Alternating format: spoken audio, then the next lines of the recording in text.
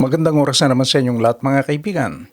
Ano ang trust rating ni na Pangulong Bongbong Marcos Jr. at Vice President Sara Duterte? At ano ang mga reasons, dahilan sa pagtitiwala o hindi pagtitiwala ng taong bayan sa kanila? Sa bagong inilabas ng Pulse Asia Research na survey, malalaman natin ang kanilang trust rating at kung ano yung mga dahilan ng pagtitiwala o hindi pagtitiwala sa dalawang pinakamataas na official ng ating bansa. Pero bagong lahat, huwag niyong kalilimutan na mag-subscribe sa ating channel kung hindi pa kayo subscriber. Please like, comment, and share. Pakiclick na rin ang notification bell para hindi niyo makaligtan ng ating mga bagong video. Inilabas ng Pulse Asia Research ang kanilang first quarter survey sa pamamagitan ng kanilang ulat ng bayan hinggil sa trust rating ni na President Bongbong Marcos Jr. at Vice President Sara Duterte at kung ano ang mga dahilan sa pagtitiwala o hindi pagtitiwala ng mga respondents sa Pangulo at pangalawang Pangulo. Ang survey ay ginawa noong February 27 hanggang March 2, 2026 sa pamamagitan ng face-to-face interview sa mga 1,200 respondents na nagmula sa buong Pilipinas. Meron itong plus-minus 2.8% margin of error at 95% na confidence level. Narito ang lumabas sa survey ng Pulse Asia Research. Si President Bongbong Marcos Jr. ay may trust rating na 35%. Ang mga limang dahilan, pangunahing dahilan ng pagtitiwala sa Pangulo ay ang mga sumusunod. Lumalaban sa korupsyon, binulgar ang korupsyon 28.6%.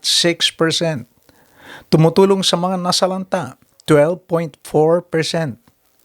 Naayos ang pamumuhay ng mga Pilipino ng kanyang programa 10.9%. Sumusuporta sa mga magsasaka, agrikultura 9.9%. Napaayos ang pampublikong infrastruktura 4.9%. Yan ang mga dahilan kung bakit may tiwala sa ating Pangulo. Samantala, malaking bahagi naman, 21%, ang nagsabing kung sila ay nagtitiwala o hindi nagtitiwala sa Pangulo. Ibig sabihin, walang katiyakan kung may tiwala o walang tiwala sa ating President. Ito ang dahilan kung bakit indecisive sila. Una, mataas pa rin ang presyo ng mga bilihin, 39.3%. Hindi pa napapakulong ang mga sangkot sa flood control, 17.3%. Hindi pa tumutupad sa mga pangako, 9.8%.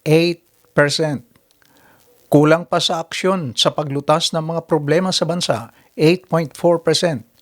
Gumagamit umano ng illegal na droga, 8.4%. Samantala, 44% ang malabo o maliit ang pagtitiwala sa Pangulo. Ito yung mga pangunahing dahilan kung bakit malabo o maliit ang pagtitiwala sa Presidente.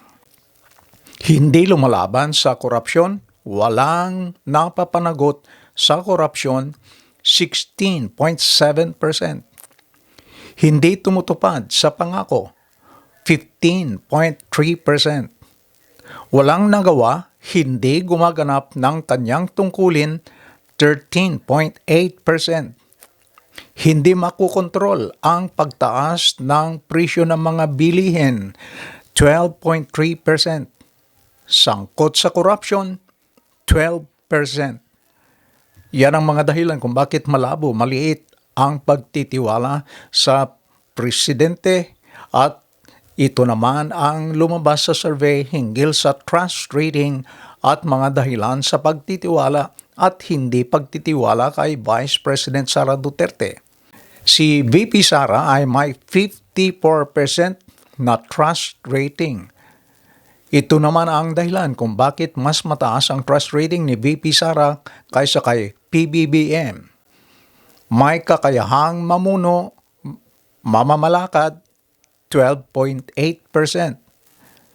Makamahirap, 12.7%.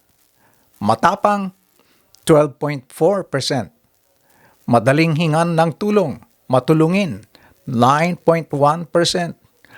Matibay ang paninindigan, 9%.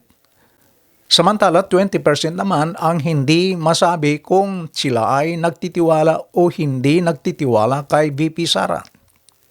Ito yung mga pangunahing dahilan. Hindi nasasagot ang issue ng corruption, 51%. Hindi alam ang nagawa o wala pang nagagawa, 17.8%. Ayaw humarap sa mga investigation, impeachment, 10.3%.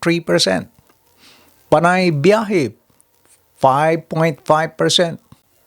Ito naman ang mga dahilan kung bakit wala silang tiwala sa Vice President. Corrupt, sangkot sa corruption, 51.5%. Naninira, nagbabanta sa mga nasa administration, sa mga kaaway, 21.4%.